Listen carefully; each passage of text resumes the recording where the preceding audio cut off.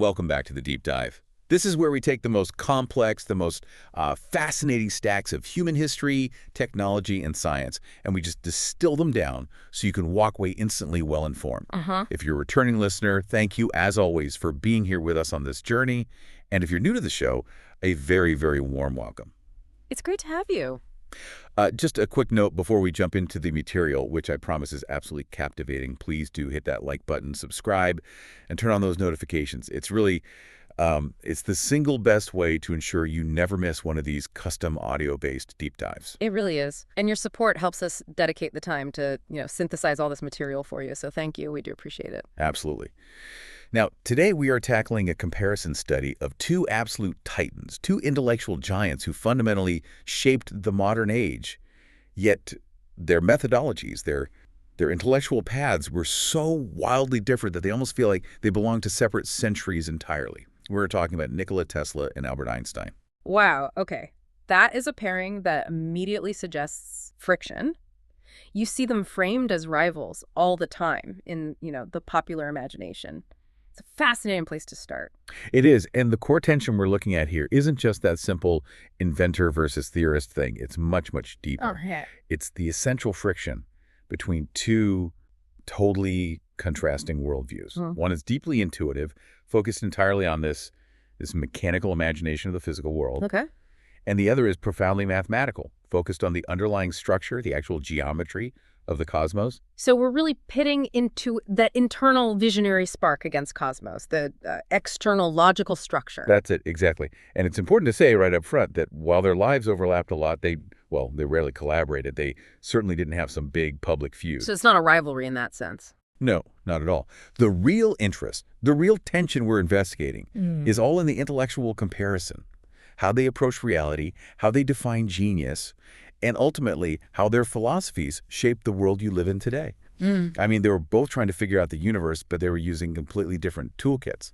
Okay, let's unpack this. Let's do it. So to really understand the fundamental difference in their work and, the friction that came later, we have to start at the beginning, the world they were born into. Right. Nikola Tesla was born in 1856 in Smiljan, which is now modern-day Croatia. And you have to think about that era, the middle of the 19th century. The world was lit by candles and gaslight. It was powered by human muscle, horses, maybe a steam engine. It's a world where technology was really tactile. It was loud. You could see the gears and the chains working. Exactly. Everything was palpably mechanical. You could see it. And that is the world that Tesla would set out to electrify. Now, fast forward 23 years. In the 19th century, that's a huge amount of time. A lifetime almost. Right. Albert Einstein was born in 1879 in Ulm, Germany. He entered a world that Tesla and others were already starting to rewire. The whole conversation about power and light was already shifting from steam to electricity. That 23-year gap is so critical. It's the shift from, Victorian mechanics to the dawn of electrical physics. So how did their genius actually manifest in their early lives? Were they similar at all in how they approached things? Not even close. The difference was immediate and incredibly stark. They were almost mirror opposites. Really? Yeah.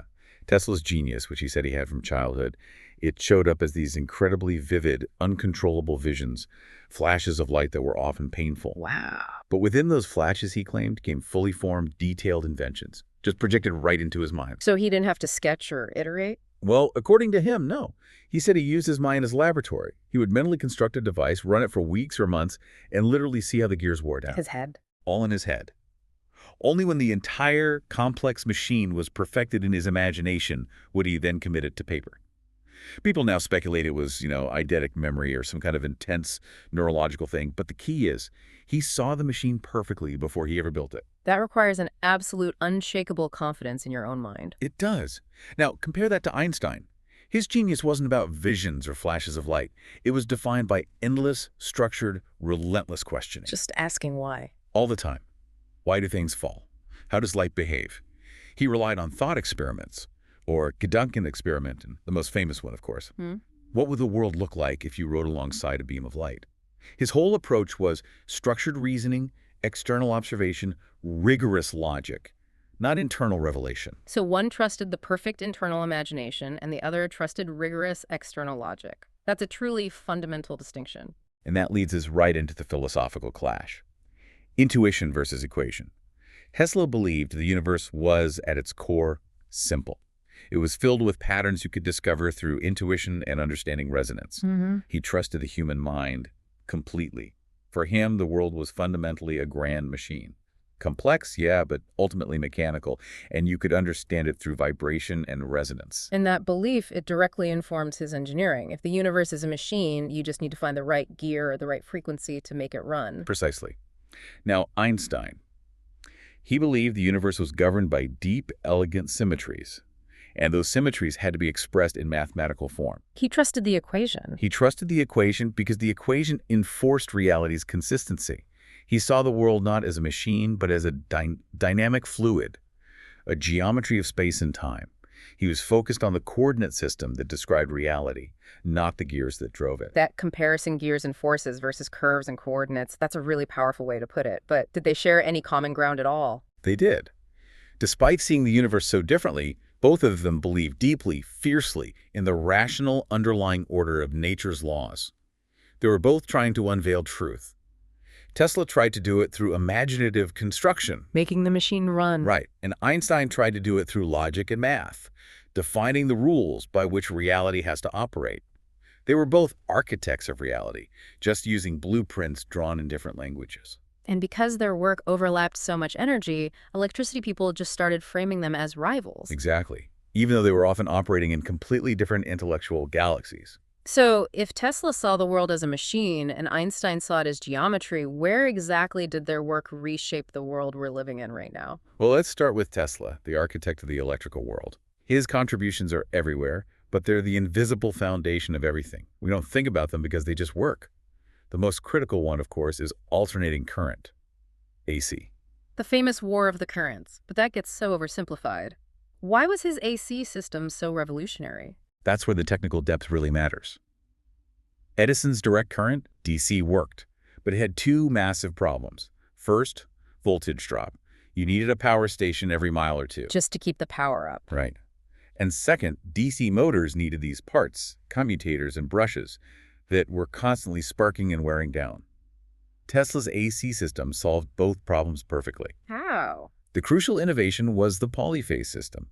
Using two or more alternating currents, just slightly out of phase with each other. This allowed for the invention of the AC induction motor. And that's the key. That is the heart of it. This motor is pure genius. The polyphase current creates a rotating magnetic field with no moving electrical contacts. It's the basis of every modern factory motor, every refrigerator, every large electrical machine today. So it wasn't just the current, it was the entire elegant mechanical system that made long-distance power possible. Exactly. He created the infrastructure that lets the planet run efficiently. He built the modern power machine. Now, let's shift gears completely to Einstein, the architect of the conceptual universe. His contributions weren't about making machines turn. They were about forcing humanity to tear up the old physics textbook and start over. And this all comes from his miracle year, right? 1905. The Annus Mirabilis. He puts out 4 papers that changed everything while working as a patent clerk. 4 foundational papers in a single year. That just beggars belief. Let's get into those 4 because they really do flip Tesla's mechanical worldview on its head. Okay, so first up, special relativity. Einstein didn't just invent a concept. He codified the implications of 2 simple ideas. First, the laws of physics are the same for everyone not accelerating. Second, the speed of light is constant for everyone, no matter how fast you're moving. And the implications of that are huge. The reality bending. It means that things we thought were absolute, like time and length, are actually relative to your motion. The faster you move, the slower time passes for you. Time dilation. Your length actually contracts. Length contraction, yeah. This wasn't something Tesla could visualize on his mental workbench. It required a complete abstract reevaluation of reality using math. So he showed the universe's geometry is elastic, not fixed. That must have sounded like pure fantasy to engineers at the time. It did. But here is the massive irony. The second paper, the photoelectric effect. This is what won him the Nobel Prize. Right. See, classically, light was a wave, which fits Tesla's vibrational view perfectly. But the photoelectric effect could only be explained if light behaved like little packets of energy, what he called quanta, later photons. This is where quantum mechanics is born. This is it. Einstein, the great classicist, laid the foundation for quantum mechanics, which he then spent the rest of his life resisting because he hated its probabilistic nature. He lit the fuse and then ran away from the explosion. Pretty much. The third paper was on Brownian motion, which was the definitive mathematical proof that atoms and molecules actually exist, which sounds obvious now, but it was still being debated then. So he settled a huge debate. Put it to rest. And finally, of course, the big one. The equivalence of matter and energy, E equals mc squared. That single elegant equation revealed that mass is just frozen energy, and that a tiny bit of mass holds a terrifying amount of power. It was a roadmap to unlocking forces nobody could imagine. So one built the foundation of our physical world, and the other defined the underlying rules of the conceptual world. That's the absolute essence of it, and this leads directly to a huge divergence in their public lives. Tesla, despite designing the systems that powered continents, often felt unrecognized, exploited, and spent his later life struggling financially. He won the tech battle but lost the business war. He did, and Einstein. He became a global celebrity. Almost overnight after 1919, when his general relativity was confirmed during a solar eclipse, he became the symbol of genius. Newspapers followed him everywhere. One was celebrated, the other was obscured until long after his death. Okay, speaking of the conceptual universe, I remember Tesla had these really strong, almost stubborn views on how energy moved through space. Let's clarify this. How did his idea of the ether clash with Einstein's view of space-time? Right, the ether. This is the crux of their disagreement. Now, the ether wasn't Tesla's invention. It was a standard concept in 19th century physics. Everyone believed in it. Pretty much. Tesla, the machine architect, believed absolutely that the universe had to be filled with this invisible medium, because light and electricity were waves, and waves needed something to wave in. Like sound needs air. Exactly. He imagined this ether as a mechanical thing, a superfluid that permeated everything, vibrating and resonating. His whole philosophy of wireless power was based on tapping into the universe's frequency through this medium. It was the ultimate invisible gear in his grand machine. Which makes perfect intuitive sense if you're an engineer building mechanical devices. It's hard to imagine a wave without a medium. It is, but the concept was already in trouble. The Michelson-Morley experiment in 1887 tried to detect it. To measure the ether wind as the Earth moved, they found nothing. A null result, which was a huge problem. A crisis in physics. And Einstein's special relativity in 1905 didn't just ignore the ether. It made it completely unnecessary. By taking that null result seriously, he just removed the need for the medium. Space-time is. It doesn't need a mechanical substrate to carry light. The medium is the field. So Einstein used math to solve a conceptual crisis that mechanical intuition couldn't. This is the fundamental clash. Tesla's machine needed the ether. Einstein's universe made it redundant. Exactly, and Tesla hated it. He publicly and repeatedly rejected Einstein's relativity. He called it a magnificent mathematical garb which fascinates, dazzles, and makes people blind to the underlying errors. That's incredibly strong language. It sounds like genuine intellectual contempt. It does. And the context here is crucial. Tesla, he may not have fully grasped the complex mass of general relativity, but his core objection was philosophical and pragmatic. He thought relativity was disconnected from physical reality. It didn't help you build a better motor. Exactly. For Tesla, if a theory wasn't immediately applicable to manipulating physical reality, it was just suspect. The machine architect's suspicion of pure geometry. And what was Einstein's response to all this? Allegedly, his approach was just sort of serene and dismissive. The general feeling was that Tesla was a brilliant inventor, but he was stuck in the mechanical physics of the 19th century and couldn't grasp what was happening in the 20th. The revolutionary gently pushing aside the outdated intuitionist. Right, and this intellectual friction was just magnified by their personalities, which were so different that any collaboration would have been impossible. Tell me about that. I know Tesla was famously eccentric. Oh, that's an understatement. Tesla was the ultimate isolated perfectionist. He lived in luxury hotels like the New Yorker because he hated owning things and was obsessed with cleanliness. He had crippling phobias, especially of germs. And the number 3. Obsessed with it. He fed pigeons religiously. He rarely tolerated disagreement. And he really believed his ideas were these perfect gifts from the universe, not things he had to struggle to figure out. His loneliness was rooted in that isolation. So the solitary visionary genius versus Einstein, who was sociable, messy, and embraced chaos. He loved sailing, he played the violin, not always well, mind you. He had great friendships, and crucially, he embraced debate and uncertainty.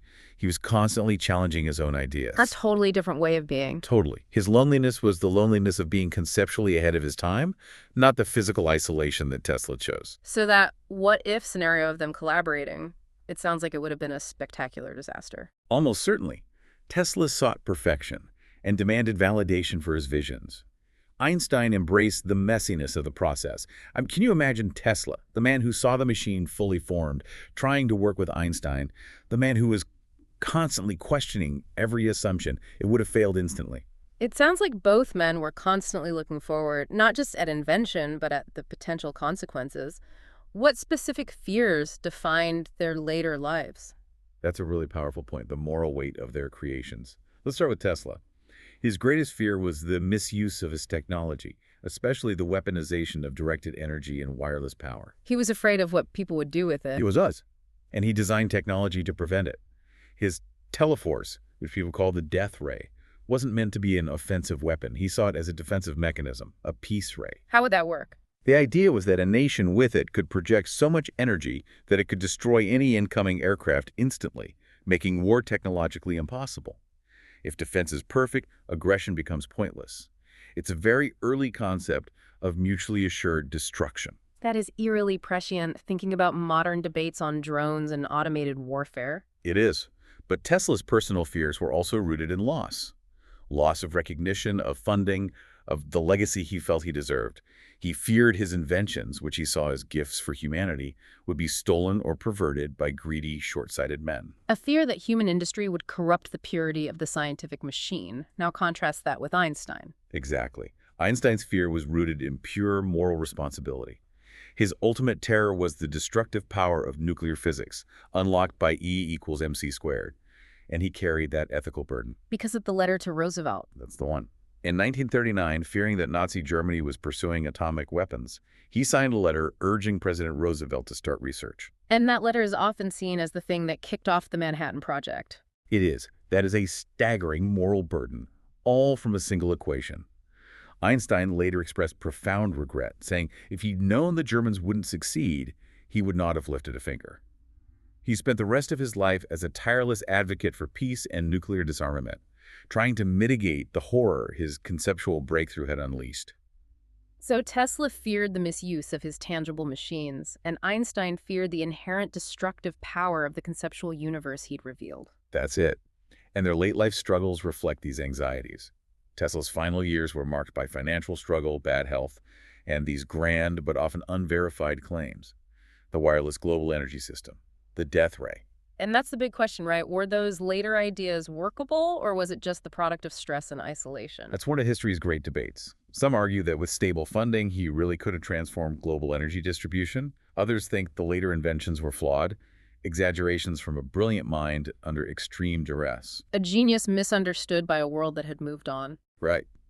Meanwhile, Einstein spent his last 30 years almost entirely focused on his pursuit of a unified field theory. The ultimate quest, trying to merge gravity and electromagnetism into one single equation. Exactly. One geometry to explain the entire cosmos.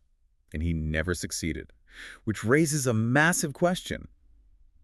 Could he have gotten further if he hadn't spent so much time resisting quantum mechanics, the field he helped start? We just don't know. Both men died, leaving behind monumental and equally frustrating amounts of unfinished work. So if we fast forward to today, how would the architect of the electrical world and the architect of the conceptual universe react to the technology and challenges we face? That is a fantastic thought experiment. Let's start with Tesla. He would be both fascinated and, I think, horrified. Fascinated by global electrification, by wireless communication, which he basically predicted. The horrified by what? Horrified by the energy waste, the reliance on fossil fuels, and the application of his directed energy ideas in automated warfare, like missile defense and drones. He'd be looking at the efficiency of the whole system. He would. He'd be pushing for truly sustainable, waste-free global energy grids. His central question today would be, how can we power the world better, more purely, and more efficiently? In Einstein, he'd be captivated by different things. Absolutely captivated. He'd be glued to news about gravitational wave detection, the incredible confirmation of general relativity, seeing black holes collide. He'd be fascinated by quantum computing, But he'd also be urging caution. extreme caution, over nuclear proliferation, the ethics of AI, and the need for international cooperation. His question would be, what does the universe permit us to do, and what are the moral coordinates of that permission? It's also interesting how their names, their images have been mythologized. They're not just scientists anymore, they're cultural icons. That's so true. And they both probably be pretty shocked by it. Tesla, who died penniless, would likely be resentful that his fame as a misunderstood genius only came after his death. He became the martyr of technology. And Einstein, whose face is basically the logo for genius. He might find it amusing and a little absurd. He was a humble man.